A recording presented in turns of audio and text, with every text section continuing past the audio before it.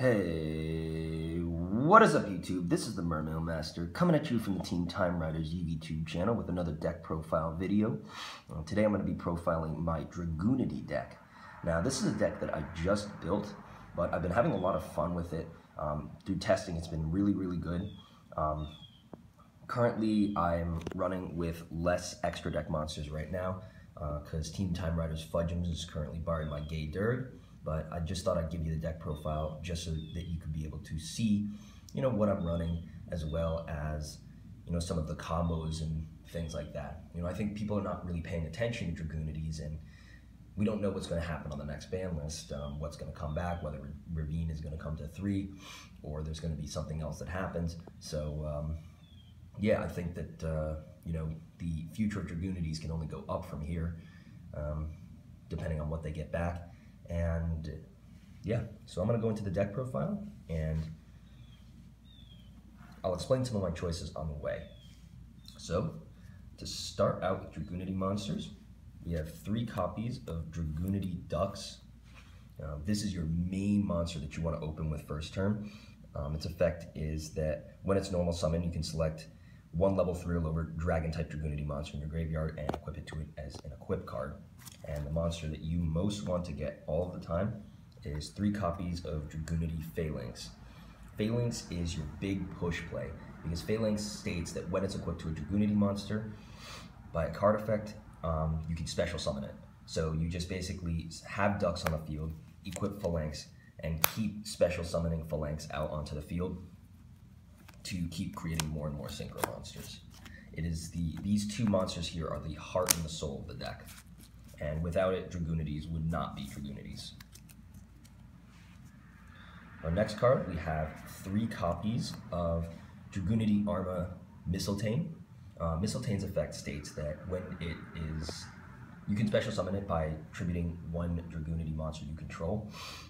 So a basic play that you can do with this is, if you have a Phalanx in your hand and it's not in the graveyard, you summon Phalanx, tribute Phalanx to special summon a Mistletoe, and then when Mistletoe is special summoned to the field, it'll allow you to equip 1 Dragunity monster in your graveyard to it. So you just re-equip the Phalanx that you tributed, special summon the Phalanx, it's also a tuner as well, and then you just synchro off into a level 8. So really easy. And then we're running 3 copies of Dragunity Arma Leviathan. And a lot of people choose to keep this at 1, but I personally like Leviathan at 3 because it's the highest dragon type monster really, and you can do a lot of interesting plays with it, things like Trident Dragon or other monsters that only take Leviathan as a material. The level 8 is just really good at this current point in time, making just massive pushes. If you have Hope Harbinger Dragon, Leviathan can also help you to make that as well. So very good card. And sometimes if you want, you can special summon or equip Leviathan with 1 copy of Dragunity Atlas. And Dragunity Atlas's effect, when it's sent to the graveyard while it's equipped, you can destroy 1 card your opponent controls, and then if it's a normal summon, then you can special summon a Dragunity monster from your hand and equip it with this card. So if you have Dragunity Atlas, you normal summon it, special summon a Leviathan, equip, pretty easy.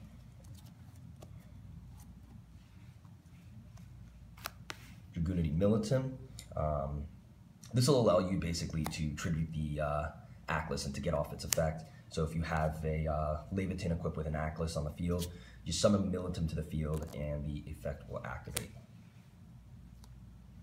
Dragunity Darkspear. I think I would liken this closely to a long not seen card before, Jurak. I believe it's Jurak Aolo. You tribute it to special summon 1 level 4 lower winged beast type monster in your graveyard. This can be good not only in Dragunities, but also in like Harpies or Black Wings or just something like that. A lot of really nice recursion with this card. So anything generic like this is really good. Dragunity Tribus, sending a dragon type monster from your deck to your graveyard, basically just allows you, there's not really like an accurate way currently to load your graveyard with Phalanxes. So having Tribus in here can help to trigger that. 1 Dragunity Javelin. When it's sent to the graveyard, destroy 1 on a monster card. You can equip it to face up Dragunity monsters, so it's pretty good. 1 copy of Hunter Owl. Gains 500 attack power for each wind monster you control, and then while you control another wind monster, you can't select the card as an attack target. So, you know, having a big beast and then protecting this thing and then possibly going for a rank 4 afterward would be a very, very nice option. So there's a lot of really, really cool kind of plays that you can make. You can go into rank 4s, you can go into rank 6s, you can go into rank 8s, even rank 10s. And then also the synchro options are really good as well. 1 copy of Harpy Harpist, self-explanatory. Basically, if it's in the graveyard because it was sent there for that turn, you get to search 1 Harpy. You get to search 1 wind monster with 1500 or less attack from your deck to your hand, and that's pretty much everything in this deck. Dragunity Ducks, Phalanx, just pretty much searches you whatever you need. The only problem is it is a little bit slow. You have to wait till the end phase in order to use the effect, but Harpy Harpist is still a fantastic card and does a lot for the Dragunity deck. Blackwing Zephyros, same deal. Bounce stuff back, make a rank 4.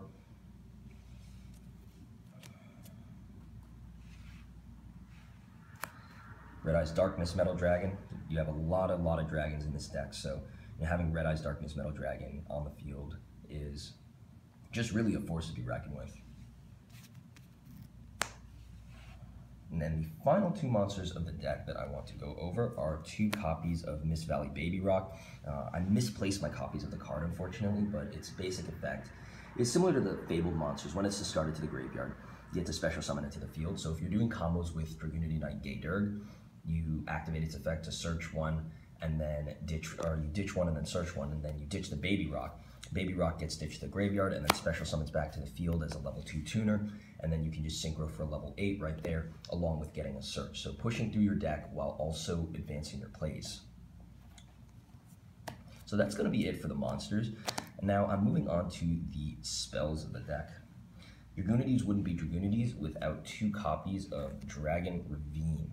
Ravine's 2 effects come in very big handy here, searching either a level 4 Dragunity monster or sending a dragon type monster from your deck to your graveyard, just pretty much loading your field with stuff. And it's also useful in like so many other dragon decks, such as the Blue Eyes deck. I ran it for a little while in my Red Eyes deck, which used Malefic Red Eyes and Dragon Ravine to trigger off Eclipse Wyverns and be able to get out first turn Flare Metals really back when Red Eyes couldn't do it. So that's my 2 Dragon Ravines. 2 Terraforming, searches the Dragon Ravines. Pretty self-explanatory. It's a really good card now. 2 copies of Hidden Armory, the Equip Search spell, and you'll see why I run this in a little bit. For the 2 copies of Dragunity Divine Lance. And Divine Lance is... I don't really know how I feel about Divine Lance at this current point in time, considering that it's a very twin twisterable target. As an equip card, once per turn, you can take in a Dragunity monster from your deck and equip it to 1 on the field. So it's an easy way to like grab your Phalanx out of your deck and push your plays forward, but at the same time, it is a little bit on the slower side. So I think it would be better for future Dragunity support to have some stuff that's more easily chainable rather than that. But nevertheless, it was really, really great to be able to get this in Secrets of Eternity. You know, it was just some support out of nowhere, and it really helped to improve the deck. 2 Instant Fusion for Norden plays. Within this deck, Norden is actually a lot more versatile because it allows you to reborn several different levels of monsters. You can reborn a Dux for fusion play, for XYZ plays. You can reborn a Phalanx or one of your other Dragunity tuners for like a synchro play or something like that. So really, really nice. And then finally for spells, we have 1 Raigeki. Just Raigeki is Raigeki. Now, moving on to the traps. Traps, we're going to start out with 1 copy of Vanity's Emptiness. Vanity's Emptiness is just basically in here when you have your boards and just to stop opponents from special summoning. Jar of Avarice. Now, this deck recycles a ton, so having Jar of Avarice in here can just really help you to extend your plays even further. You know, just shuffle back your Duxes, shuffle back like very important cards, and it also shuffles back cards and not just monsters. So if you've blown through your Ravines, or you've blown through like other cards that you own, and you just really need to get them back into your deck, Jar of Avarice can help you out with doing that. So I just run it here at 1 because it's just very, very useful. And it's a good card to have at 1 in the deck. Solemn Warning, pretty much self-explanatory. I'm running these over strikes in the deck, mostly because Solemn Warning, you know, you're not going to really need as much negation as you would with strikes. And strike is not currently that good in the format right now, but still Solemn Warning and its summon negation is going to be coming in very handy within the next format that's coming with Subterrors and Spirals, as well as the Metal Foes. 1 Compulse. I'm taking this at 1 right now, even though targeting really isn't that good in the meta. I'm predicting that Cosmos and Monarchs and BA are probably going to get the big shaft this ban list, so Compulsory Evacuation Device at 1 for when targeting becomes relevant again, and you know, you need to bounce back those big XYZ monsters. And even still, you know, if your opponent summons a Hope Harbinger or something like that, you know, having a Compulsory Evacuation Device, you just get it off the field, is something your opponent really won't see coming. You know, a lot of people have elected not to run the card anymore, and I think that's a mistake at some point. And the final card of the deck is 1 copy of Icarus Attack. Icarus Attack is just basically for those winged beast type monsters. Destroy them, and then tribute 1 winged beast, and then destroy 2 cards your opponent controls. Just very, very good card in general for the deck, and you run a lot of winged beasts in here. And Icarus Attack has just always really been that good card. So that's it for the main deck. It's 40 cards. Now, moving on to the extra deck, as I mentioned, it's not as fleshed out as I wanted it to be due to the fact that some of my cards are being borrowed at this current moment, but I thought I'd profile it, what I have just in case. So starting out, we have 1 copy of Hieratic Dragon King of Adam. When you make your Vajrayana plays with Dragunity, Vajrayana, as well as your Dragunity Mistletoe, you're going to often have those 2 on the field probably at the same time. This just allows you to grab your red med, or really any dragon that you need from the moment out of the deck. It's a fantastic, fantastic card, and you absolutely need to run it at least 1. You really only need 1 anyway. Then the Bellwether Dragunity Knight Vajrayana. Usually run this card at 3. My other 2 are currently being borrowed, but you run this card at 3 to just basically, it's the most gone into synchro in your entire arsenal here. And when it, you can tribute a, it just basically like gets off all your effects. So you can send an equipped card you control to the graveyard to double its attack power from 19 to 38. So that allows you to trigger all of the ones that require an equipped card to be triggered. So such as your Dragunity Atlas, it's sent to the graveyard, destroy a card, and then this has double attack. But most of the time you just use it with Phalanx. You special summon this with Dux and Phalanx, and then you re-equip Phalanx. Phalanx can re-special summon itself, and then you go into a level 8, whatever your level 8 monster is, and then even if you want, you have a level 8 further, you can go into a level 10 if you want it. So that's that card. Dragunity Knight Trident. I'm currently just testing this card in the deck right now, but basically allows you to send 3 cards you control to the graveyard, to send 3 cards in your opponent's extra deck to the graveyard. A little bit of information and stuff, and it's an up to effect, so if you don't feel comfortable about sending more than 1 card to the graveyard, that's perfectly fine. I just have it in here because it's a DT card. It's not really used as much in Dragunity decks, but I still thought I'd try it out and see where it took me. And then we have 1 copy of Goyo Guardian. It's a level 6, and I had the first dead ulti, so I thought, hey, why not? And then 1 copy of Elder Entity Norden for those instant fusion plays. In addition to this, of course, you run 2 more Vajrayana, Gay Dirge, and then if you want any level 8 to level 10 synchros, such as Scarlight, Stardust, or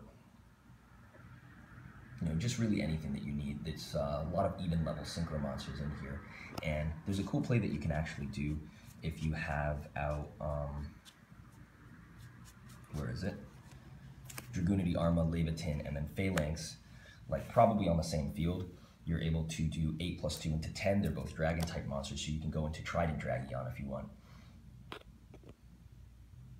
Which, like, your opponent just won't see that coming either. It's a really, really big OTK push kind of card, and it doesn't really take many resources that you control to be able to get it out on the field.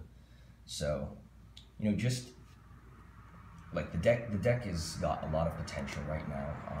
It is struggling a bit and is not as good as it could be in this current point in time, but I think that with future ban lists and with future support cards getting revealed, Invasion of Venom has really showed us a lot of what Konami has been doing for legacy support, and I think that that's a big thing that could factor into people's decision to pick up Dragunities in the future.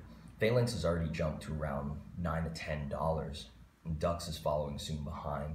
So there's obvious interest and attention at the Dragunity deck right now.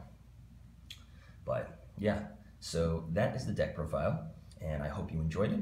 If you like this content, please remember to like, comment, subscribe, and this is the Mermail Master signing out. Peace.